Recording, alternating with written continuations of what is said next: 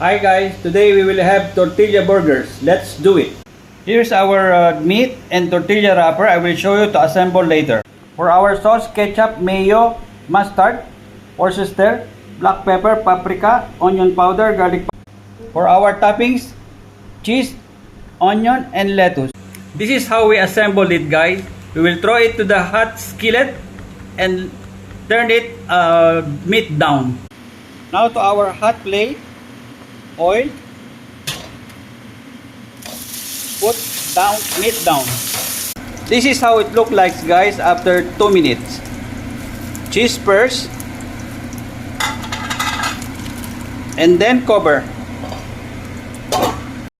This is how it look like, guys, after we cut it and we take it out of our hot skillet. I hope you all followed the directions and enjoy.